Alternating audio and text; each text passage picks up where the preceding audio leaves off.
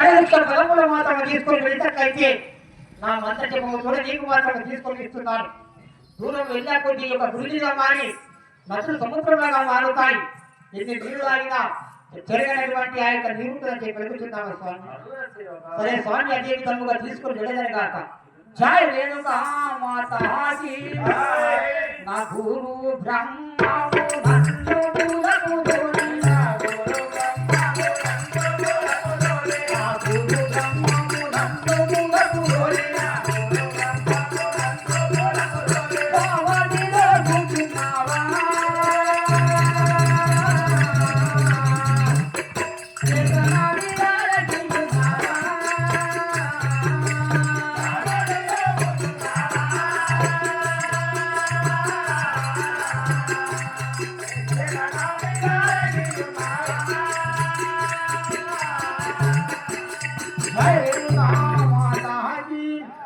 అయ్యా రాజుగారా దాహము దాహము అంటూ చేసినారు కదా. ఏమన్నా నీళ్ళు మంత్రులు నీళ్ళు వచ్చినాయి నీళ్ళంటే నీళ్ళు వచ్చినా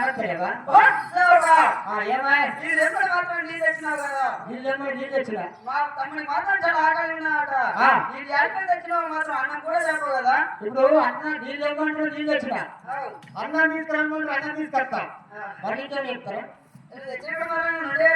అంతే అంటారా? సరే ఇప్పుడు అన్నం లేకుండా స్వామి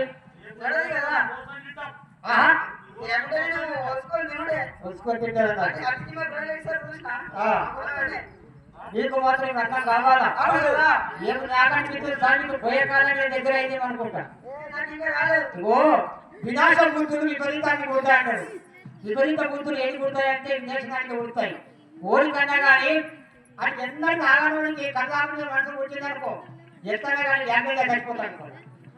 ఇక బుద్ధులు పుడతాయని కోరుకోని సాగు బుద్ధులు పుడతాయి అనుకోని నీకు కూడా ఏదో బుద్ధి పుట్టింది నేను అనుకుంటున్నాను. నాకే బుద్ధి తమిళ బుద్ధి పుట్టింది అంతేనా? అవునా బాబు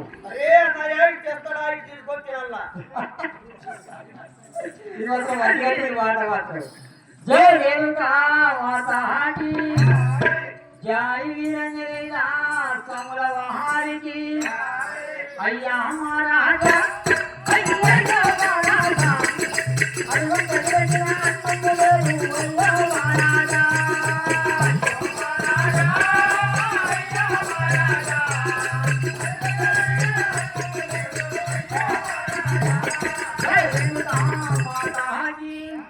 అయ్యా ఎప్పుడైతే నేను ఒక మునీశ్వరుడు కలిగినానో వల్ల కూడా అదే మునీశ్వరుడు వద్దకు వచ్చినాడు.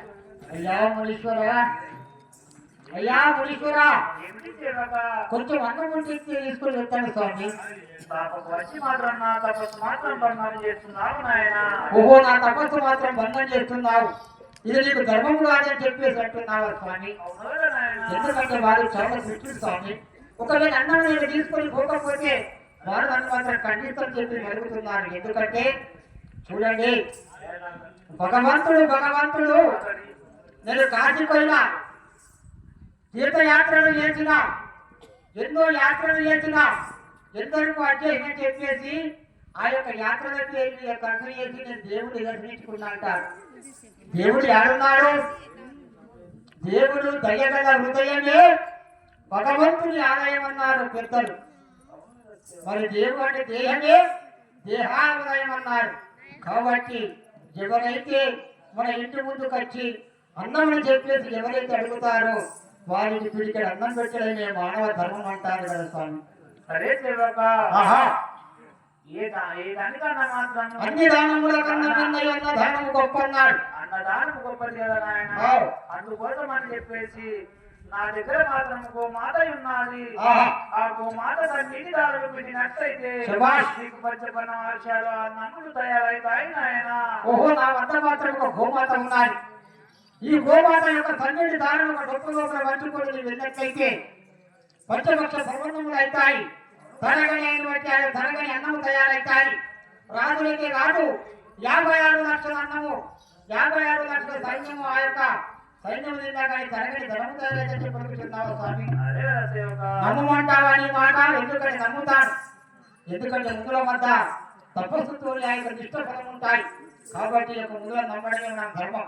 మన సాంప్రదాయం కాబట్టి స్వామి నీ అడుగులకు తీసుకొని వెళ్ళదని కాక జయ రేణుకా మాతాజీ నీ పూజకు పూలు ఎవ్వరు లేరాని నీ పూజకు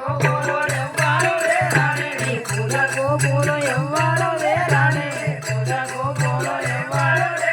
పట్టెదమని కోరినావా